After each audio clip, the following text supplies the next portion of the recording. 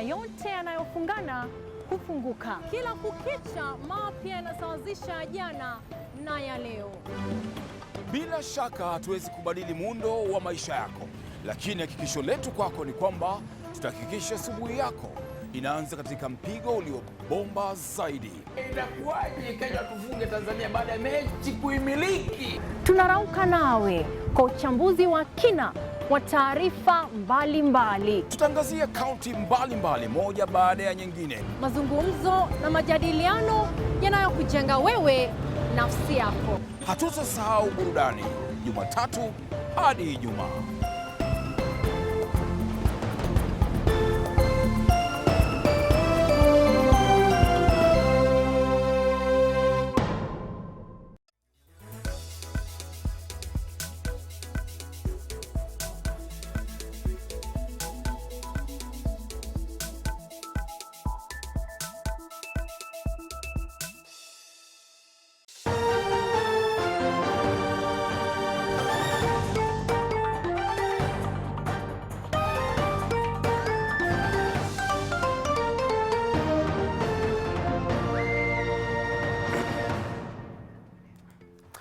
From the sexual revolution of the 1960s to the modern Me Too movement, the voice of women demanding for equity and equality in social, economic and political spheres has increased.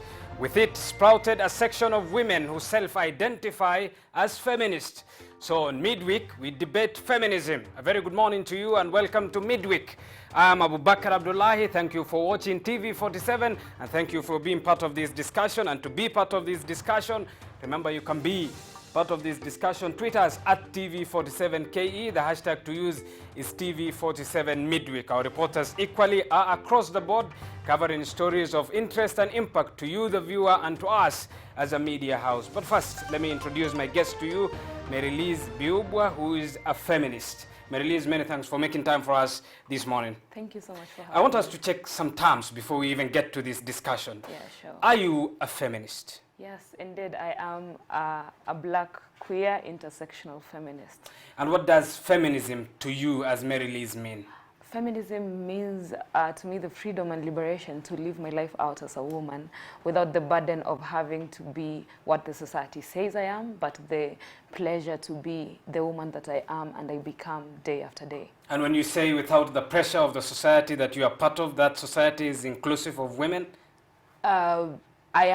I'm part of a society which is not inclusive of women in many ways and forms, or if there is an effort to be inclusive with women, then it's not necessarily honest. It comes from a point of, juxtaposing. It comes from a point of, let's pretend we are including women, but in reality, not quite. These days, lots of men and lots of women equally self-identify as feminists. Yes. The flip side to it is that one in every five women are the ones who identify, meaning four don't believe that they are feminists.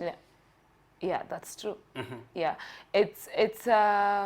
I'll always say this: we are all products of patriarchy. We've been brought up in the confines of what patriarchy is. A woman needs to be like this, a woman needs to be like that, a woman needs, and most of the time this is said by our male counterparts, which is now a man saying, no, a woman can't be this and can't be that, and by far and wide, a man benefits from all that. And that's why it becomes hard, because if you learn a way of life from when you're a child to when you've grown up, it becomes hard. It becomes a personal choice that you have to be able to just say, as a human being, I'm choosing to deliberately go against this, not because you just want to go against it, but really it's because then going with it has for a long time meant you being oppressed as a woman. Fair enough. We'll talk of the oppression and from who it was and how that has changed a little bit later. But if then feminism is as impressive as women who are feminists like you tend to make it, why is it that one in every five women are those who identify themselves as feminists? Why not 5 in 5? It's hard for you to be 5 in 5 because with what I've said just a short while ago, it means that to come out and say you're a feminist, there are many things you can be called. You'll be called an angry woman, and for sure, I'm not scared to say I'm angry, because then why wouldn't I be angry growing up in a society that takes away my right to exist as a woman? I definitely would be angry. To identify as a feminist would also mean, we believe privilege is something that we should be given, but in reality, privilege is something we are born with. And so identifying as a feminist would mean you lack some of the privileges in terms of, they'll say feminists will never get married, even though we have many feminists who are getting married. But many people who are already in marriages and everything are scared of saying they're feminists, because that would create a chance of them probably losing their marriage, and they're not ready to do that. And then, like I said, socialization, where people are socialized a certain type of way, and people are always scared of what change may look like, because then when you begin to say you're a feminist, it means you begin to authentically live your life in a way that a feminist live their life, where you confront every situation that is oppressive. And by being feminist doesn't mean you only confront oppressive situations against women alone, but you confront any situation regardless of who is being oppressed. And not many, because oftentimes, to be precise, you have to confront this situation to people you know. The people who are oppressing are people you care about, the people you love, the people you look up to, the people you respect, the people, all these people, and oppression is happening constantly. And so there's that fear of, if I become a feminist, will I comfortably say, call out my mother when she's being oppressive to maybe one of my siblings for whatever reason? And feminism authentically means constantly being able to do that. And so there's a fear of people losing relationships, status quos, situations that they're comfortable Fair with. enough, Marylize. I'm asking and sticking still on the statistic that it is only 1 in every 5 women who are publicly self-identifying as feminists. Is it because there is pressure not to identify one as a feminist? There is pressure because, like I said, it's a patriarchal society. It's a male-dominated universe in general. And then if you agree that there is pressure, and you say there is pressure, why not come? If feminism is about women coming out to say what they want, why are the rest of not coming out? Like I said, there's always a chance to lose something. But you see, if you in a revolution, you're supposed to be ready to lose something. Always. There's no revolution without loss. You can't just wake up one day and say, there's a revolution because things changed and nothing, like there's no effort that was put. And the fear to lose that stability, to lose that what you call normal, to lose that, like, to wake up one day, it's really called to be a feminist, because the only people you can relate and associate with are feminists. And like you said, statistically, 1 out of 5 would be feminists. There's not many of us, and not many people are accustomed to be comfortable in the cold of knowing the only people I can trust, the only people I can turn to, the only people I can work with are people that have same ideologies as me. And so it becomes really hard for someone to just say one day to the next that I'm a feminist, because they're scared to be left alone. Fair enough. From the sexual revolution of 1960s to the Me Too movement of 2008 to 2018, continuing in 2019 and progressively projected, that is something that will continue. Women voices have increased in both the social, economic and political sphere. We'll talk of the increase in the voices, but let's flip it up. Why have women lagged behind? Women have lagged behind again. I'll still bring patriarchy into the situation, because for a long time, women have been accustomed to think of themselves as second-class citizens. To think of themselves as, if I'm supposed to think family and leadership in a family setting, I'm supposed to think the man is the head of the family. Not to say you have to take away from the fact that the man should be the head of the family. You all can sit and decide who becomes the head and who becomes the whatever it is that you want to become in the family. But for a long time, a woman has not had a voice to be able to say, to contribute to who now becomes the head of the family. It has been like stamped, and you find it there and you can't say anything about it. And so it has become necessary over and over and over to be able to voice up, to speak, to be able to say, because then the problem with patriarchy is that it has made a woman believe that regardless of the fact that she has an opinion, it's irrelevant. And feminism basically looks to ensure that we value the relevance of the opinion of a woman regardless of where we think she is coming from. And when you say patriarchy, this is often a term, I read a lot of work from feminists, this is often a term that is a little bit coded, and let's break it down. When you say patriarchy, you mean it's exclusively men who are oppressing, or is there a case of women who are equally oppressing? patriarchy cannot exist in a vacuum. It has to be enabled.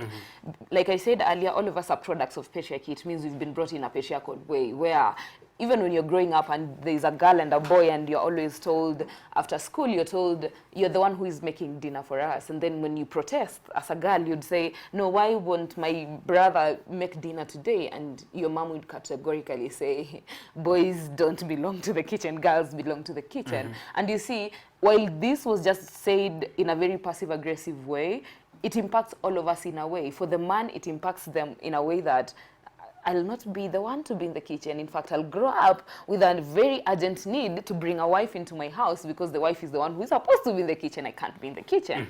Alternatively, the woman now is brought up with that urgency to feel like I have to be married because then who will cook for the next man if I'm not married to him and everything. So you see, we are both products of patriarchy. Now, the choice to be a feminist means to deliberately say, I will not enable patriarchy. I will not enable it. And that's why it can't exist in a vacuum. It exists in a place where people enable it. How do people enable it? When I say the only reason I'm getting married is because I'm going to be the one to cook for the man, to do the laundry for the man, he's a human being, and it's okay for me to cook for him as a gesture of love, but it's not okay for an expectation to be put on my head that because I'm a married woman, I have to cook for him, to do his laundry, to do everything for him at the expense of him just sitting and waiting for me to do everything. There are those who imply the notion that the jobs and what we do are basically primarily because of the product of the job segregations of the pre-colonization in the revolutions that man has had, that man was man in general, not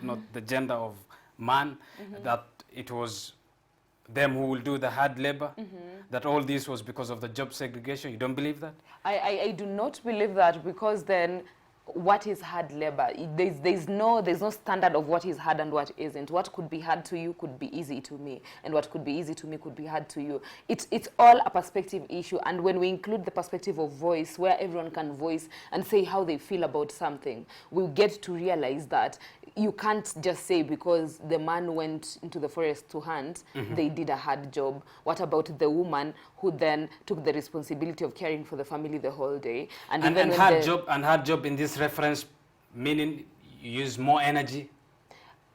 Who said a woman doesn't use energy? And no one is justifying that a woman isn't using energy, but there are jobs that we understand, both of us, that need more energy than the other? There are jobs that that need more energy than the other. That's a given. However, it's not to say automatically if they need more energy, it means all men can do it and all women can't do it. Because then, even as a woman, I have different energy levels from all the other 52% of the Kenyan women in Kenya. And that given, I should be allowed to be able to identify and dictate how far my energy can go. And if my energy can make me do a job that your energy can't make you do the same job, that doesn't mean anything. It shouldn't mean that you're weak just because you can't do that job. It should mean your energy can be preserved for another job, which is something else all the same.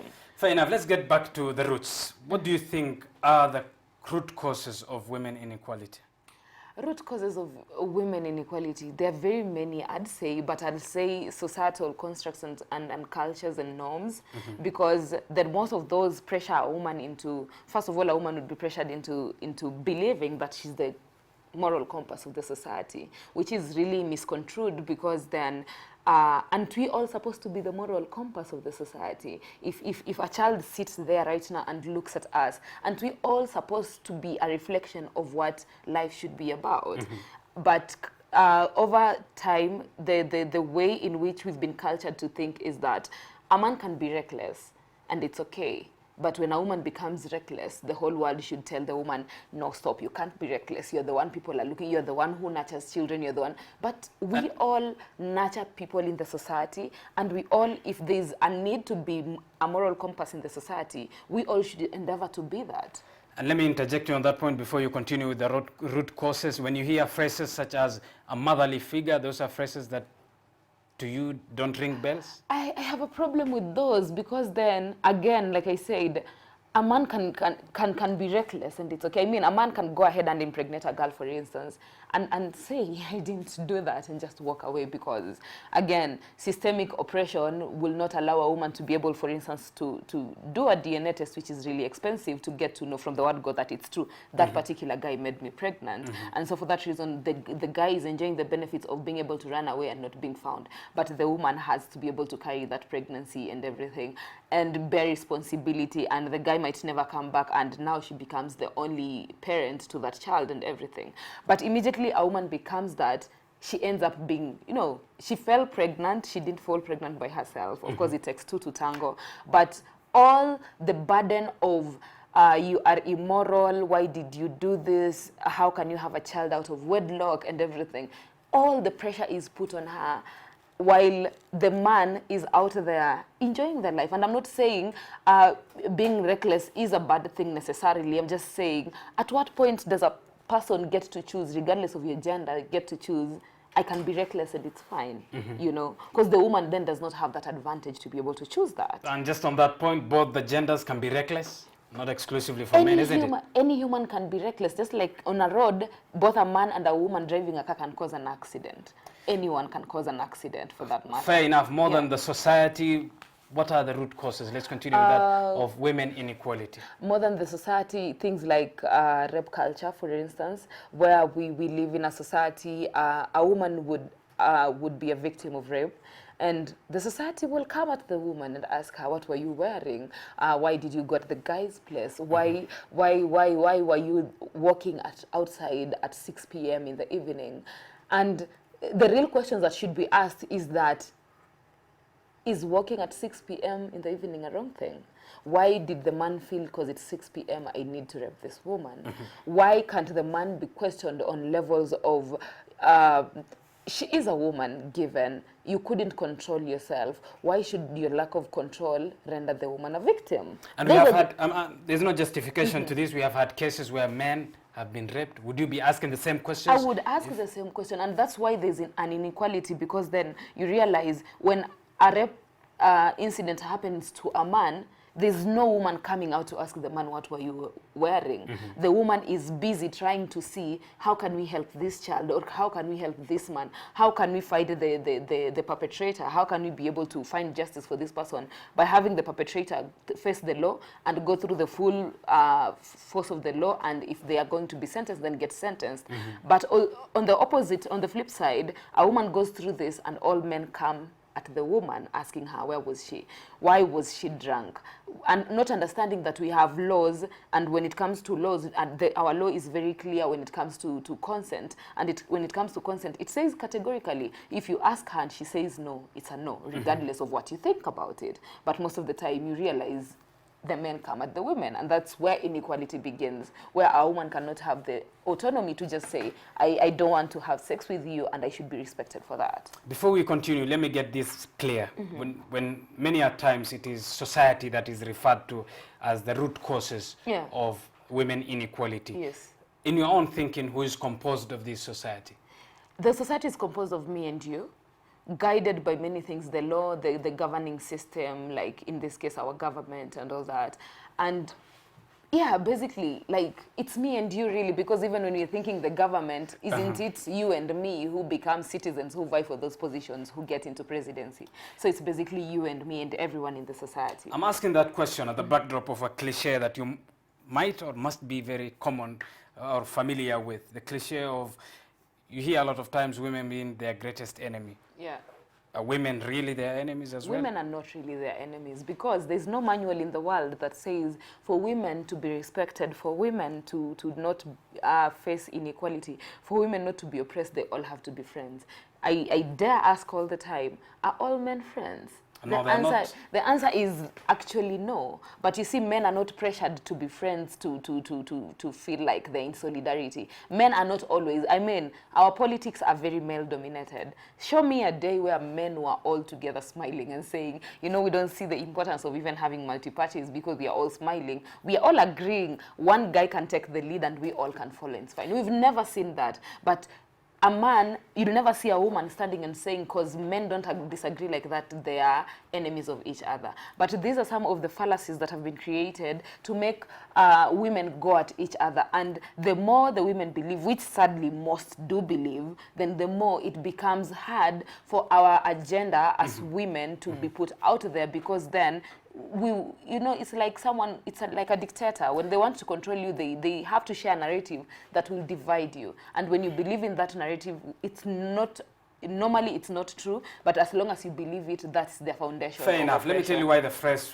women are the greatest of their enemies matters. Because if one is to believe, and you have put it and elucidated this, that women were for a very long time segregated, that women for a very long time were regarded as others, and these women are proven as of now to be enemies of their own. Would that not be of an interest to know?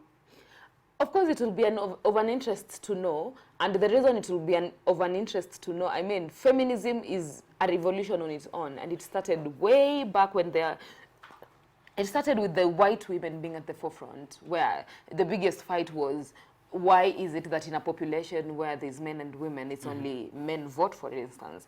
And it started from a simple thing like that to now it has trickled down to just being able to question everything that, oppresses woman. And it's not because when you're fighting, you're only fighting for the woman. It's the idea that when you're fighting for the one who is oppressed without making the other one who is not oppressed become oppressed. So that the goal at the end of the day is to arrive at the finish line together. And the goal has become that, because then constantly, while I'm fighting to ensure women are not oppressed in the society, I'm also having to fight to ensure a man is not oppressed in the society. Because the goal is not then to create a matriarchal society where it's women who have a say and men have no say. That's not the idea. The goal is to give equal opportunities and chances and playgrounds for both women and women to be able to show up, for both women and women, men and women to be able to say what they have to say. But isn't it the case that when you listen to many feminists, what you might pick up from their discussion is that, and these are points that have been alluded to feminists like you or many others, that feminists are male-bashing women? Feminists are male-bashing women. It would be absurd for me to not say that, because then when we look at oppression, it's mainly men oppressing women. So what is wrong with bashing a person who is oppressing you? Like, for instance, if we recently had a case of the 2 rugby players who ended up being jailed because they were sentenced to 15 years imprisonment. Yeah, exactly. And I think they still a chance to appeal for the same.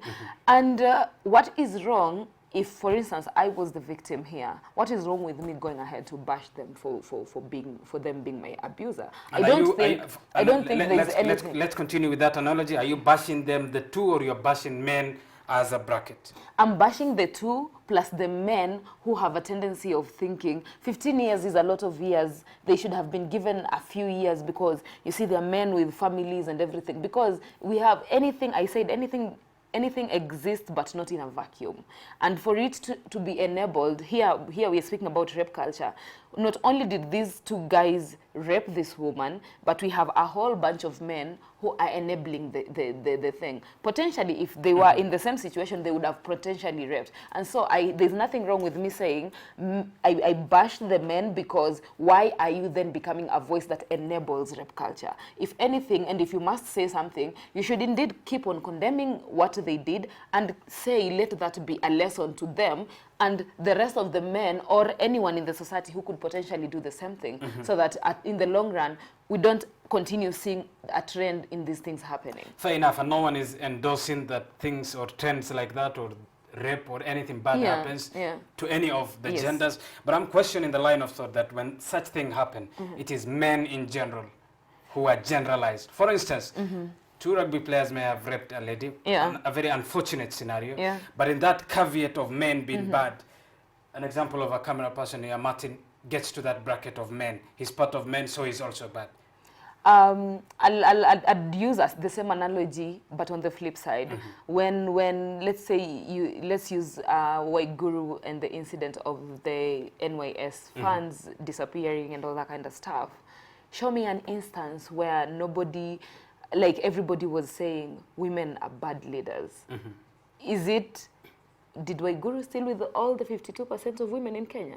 No, if she did steal with all the 52% of women. But how was the burden placed in the society? The burden was placed that women cannot be good leaders. It is also during that time that now it would be said women are enemies of each other.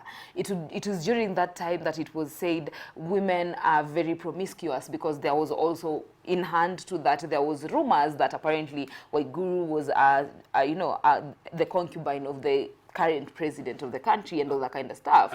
And with all those things, women had to bear that responsibility constantly. Now, when it comes to how you can be able to put an analogy out there, when we say men, we actually come from a point where we recognize, I know men who can't do that. But if the woman has to bear responsibility for the woman collectively, then the man has to collectively bear the responsibility. Just because men are framing women wrongly, as the example you gave, women should equate in framing men wrongly as well? It's not about equating. It's not about equating here. It's just putting it out there that if we are speaking about the rape culture, which statistically and otherwise shows women are more the victims, men are more the perpetrators, then it's okay. Because I cannot pinpoint, I cannot go ahead and say that guy and that guy and that guy are rapists. But to be fair, I can go and say statistically men are rapists. So then if I'm going to speak against rape culture, I'm definitely going to say men, because then the other alternative would be to say categorically which men are these. And in scenarios where I have a victim but they don't identify their perpetrator, then how do I go about that? Fair enough. And if men are supposed to frame women correctly, will that also be reciprocated? Frame everyone you have to frame them correctly. Do not oppress someone with your framing. Do not go ahead and say, Waiguru stole, all women stole. Do not go ahead but go ahead and say, if a woman steals anywhere, it's not right. That lays the responsibility on all women to check themselves when it comes to being in positions of leadership, without having to say that Waiguru stole, so every woman stole. Fair enough, Marylize, hold on that thought. I understand it's time for us to take a short break. Remember, you can be part of this discussion. Tweet us at TV47KE. The hashtag to use is TV47Midweek. Call us on the number that is appearing on your screen. We'll be back with this discussion after this break.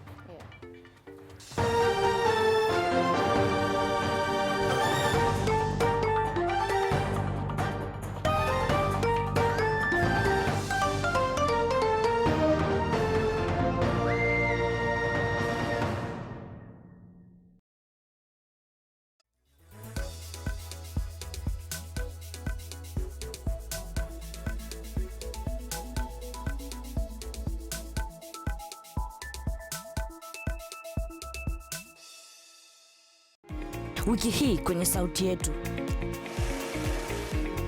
Steven atueleza jinsi blender yake inayosaga mahindi inafanya kazi. Wazazi wake walipoharibu chombo chake cha muziki, Tiagas hakufa moyo.